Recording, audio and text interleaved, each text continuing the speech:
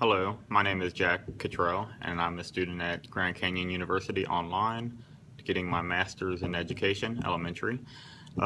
First question is, what dispositions do you possess that you think will make you a successful teacher? Uh, I have a history of having a good relationship with students. I have a soft heart for students that come from bad backgrounds that could be from their disabilities or their home life. Um, I always accept all students. I give everyone a fair chance. I kind of move more towards those students that are a little disadvantaged in life to try to help them out because they need someone to guide them through life to be successful in school. Uh, I'm always positive towards students. Students, they should not hear negative feedback. It should always be positive. And like I said, I have a really good history of that with students. Um, uh, Always accept students' point of view.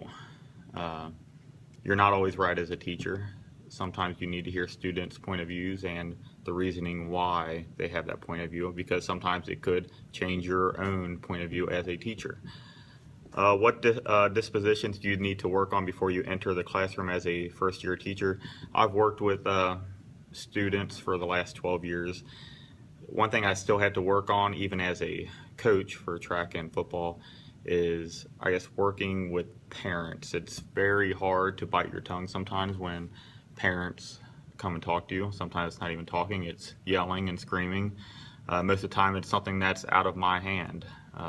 But you can always work on the relationship with the parents. You have to show that, I guess, positive thinking because of the children. The children should not see the teachers yelling back at the parents, which I've never done, but sometimes it's just so hard to bite your tongue. That's one thing I do have to work on. What does a professional educator look like, and how do they behave? Having a teaching degree does not make you a professional. I've seen and worked with plenty of teachers that are not professionals at all. It's either by the way that they talk to students, how they come to work. But first off, like I said, a teaching degree does not make you a professional. You should always dress like a professional. Don't come to work revealing certain body parts and look like you just came from sitting outside of a football game holding a sign asking for money. You should always dress nicely. That's just what I've always thought was expected of teachers, and I will do that as my career grows. Always be on time to work and be prepared for the day. There's been a few instances that I've been late, but there's really no excuse. Stuck in traffic still is not an excuse. You have to leave earlier if you're kind of expecting that kind of thing. Follow the rules yourself. Do not expect the students to follow the rules if you as an adult, as a teacher, as a mentor, cannot follow the rules given to yourself. Take charge of the classroom. Don't allow the students to rule the classroom. That very first day you walk into a classroom, you need to let the students know who is in charge. It doesn't have to be by coming and yelling. It just has to. It could be as simple as telling the students the rules, having the students the rules up on the wall, eye view of the students, and remind them of the rules. They have to know that you're the teacher, you're the adult in the classroom, and you are in charge of it. Treat coworkers with respect. I've seen times where teachers arguing with each other in front of students. That is not professional at all. It's something that should not happen because, like I said before, you have to act how you expect the students to act in your classroom.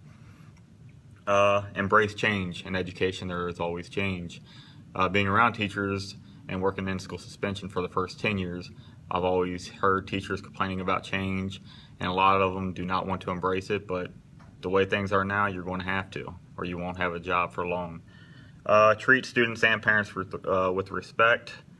You have to respect everyone. I've been raised like that. You respect everyone if you expect to be respected.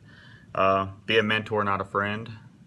You have to let the students, you have to prove to them, set as an example that you are the teacher and you're a mentor, not a friend. Being a friend could get you into some trouble. Thank you very much, Jack Cottrell. Bye.